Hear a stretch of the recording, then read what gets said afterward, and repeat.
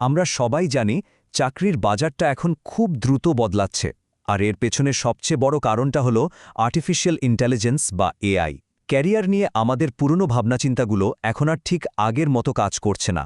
তাই ২০২৫ সাল এবং তারপরে সফল হতে গেলে আমাদের একটা নতুন কৌশল, একটা নতুন প্লেবুক দরকার।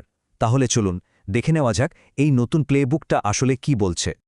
ওয়ার্ল্ড ইকোনমিক ফোরামের একটা রিপোর্ট বলছে আগামী ৫ বছরের মধ্যেই কর্মীদের প্রায় ৪৪% কোর স্কিল বা জরুরি দক্ষতার ধরনটাই নাকি বদলে যাবে। সংখ্যাটা একটু চমকে দেওয়ার মতো, তাই না? মানে ভাবা যায়, আজকে আমরা যে স্কিলগুলোকে খুব জরুরি মনে করছি তার প্রায় অর্ধেকই হয়তো কয়েক বছর পর আর ততটা গুরুত্বপূর্ণ থাকবে না। তবে এই পরিবর্তনকে কিন্তু ভয় পাওয়ার কিছু নেই, বরং এটাকে ক্যারিয়ারকে নতুন করে সাজানোর একটা দারুণ সুযোগ হিসেবে দেখা যেতে পারে। এই সুযোগটা কাজে লাগাতে হলে আমাদের পুরনো ধারণাগুলো থেকে বেরিয়ে এসে একটা নতুন প্লেবুক ফলো করতে হবে, যেটা আমাদের ভবিষ্যতের জন্য তৈরি করবে। তো এই বদলের সাথে তাল মেলাতে গেলেই প্রথমেই বুঝতে হবে দক্ষতার এই বিরাট রদবদলটাকে। আগে আমরা চাকরি নিয়ে যে নিরাপত্তার কথা ভাবতাম সেই ধারণাটাই এখন আমূল পাল্টে গেছে। তাই নিরাপত্তাকেও এখন আমাদের নতুন চোখে দেখতে হবে। আগে আমরা কি ভাবতাম একটা বিষয় এক্সপার্ট হতে পারলেই ব্যাস, কেরিয়ার সেট। একটা নির্দিষ্ট কাজে দক্ষ হলেই জীবন সুরক্ষিত। কিন্তু এখনকার দুনিয়ায় সেই অতিরিক্ত বিশেষীকরণই কিন্তু একটা ঝুঁকি হয়ে দাঁড়াতে পারে। আজকের যুগের আসল নিরাপত্তা হল ক্রমাগত নতুন কিছু শেখার ক্ষমতা আর যে কোনো পরিস্থিতির সাথে নিজেকে মানিয়ে নেওয়ার দক্ষতা। দেখুন, সিমেন্সের মতো এত বড় একটা কোম্পানিও কিন্তু ঠিক এই কথাটাই বলছে। তাদের গ্লোবাল হেড অফ লার্নিং ব্যাসপুটসের এই কথাটা খুব পরিষ্কারভাবে বুঝিয়ে দেয় যে শুধু একজন ব্যক্তির জন্য নয়, বরং পুরো কোম্পানির জন্যই এখন সারা জীবন ধরে শেখাটা কতটা জরুরি হয়ে পড়েছে।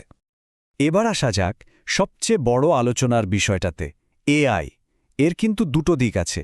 একদিকে এআই কিছু কাজকে অটোমেটিক বা স্বয়ংক্রিয় করে দিচ্ছে, কিন্তু অন্যদিকে এটাই আবার মানুষের ক্ষমতাকে আরও বাড়িয়ে তুলছে, মানে অগমেন্ট করছে আর তৈরি করছে নতুন নতুন সুযোগ।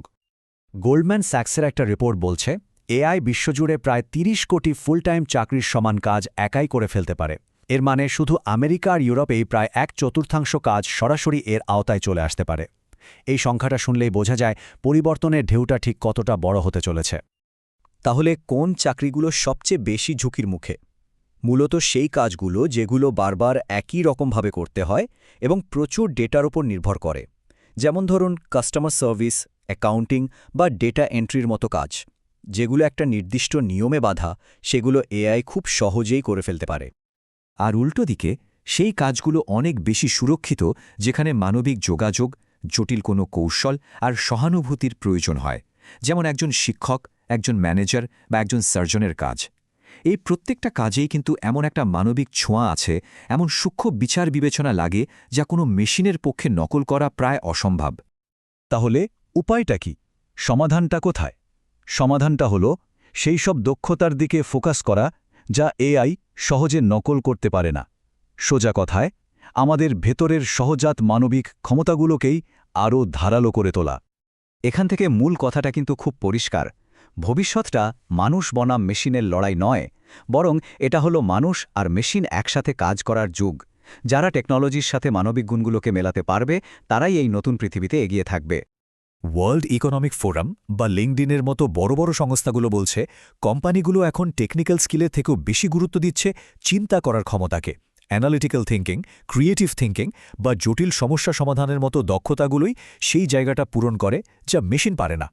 যেহেতু সাধারণ রুটিন কাজগুলো আস্তে আস্তে অটোমেটিক হয়ে যাচ্ছে, আমাদের সামাজিক দক্ষতাগুলোর গুরুত্বও কিন্তু ততই বাড়ছে।